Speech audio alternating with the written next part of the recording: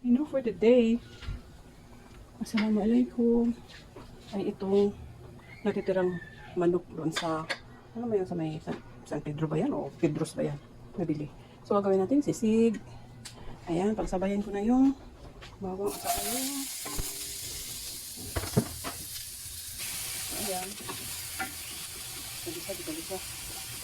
Dito natin. Dito hindi pagtay ko ating kawali. Habang nagsasain, patuloy lang natin ito. Ating nalagay yung manik-manik.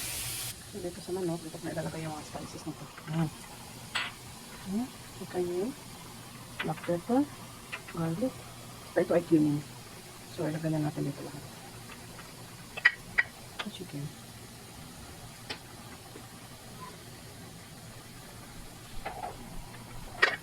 Ito. Kayin konti para kumagat.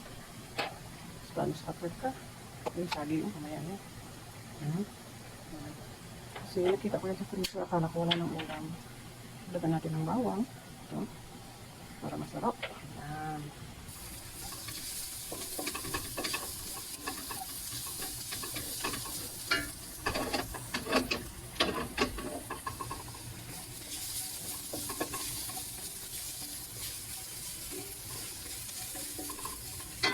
Ito yung aking kanin. Yan. Nilagyan ko na ng spices yan na. Mga powder. Oo. Nakaluin ko na naman din. Oo. Ito sipas lang.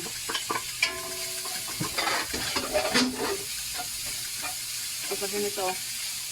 Pataas ko. Sili.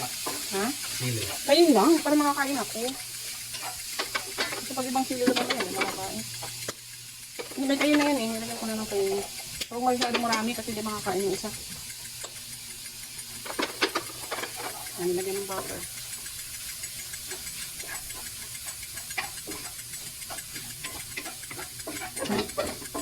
Malakas. Ito kung man.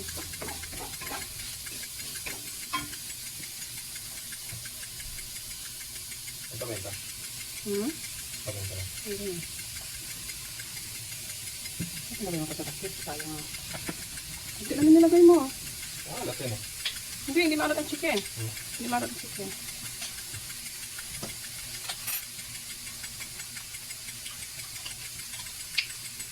Dapat equal part ang nilagay mo dyan. Kunti lang nilalagay dito.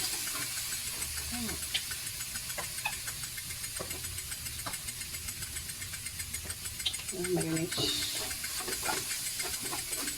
Ito na muna.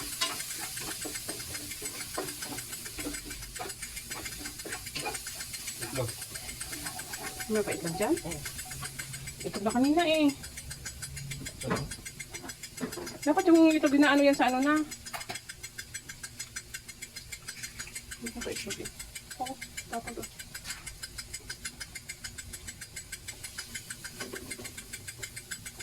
Ako lang may ano na yung ito. Yung katabangan yan.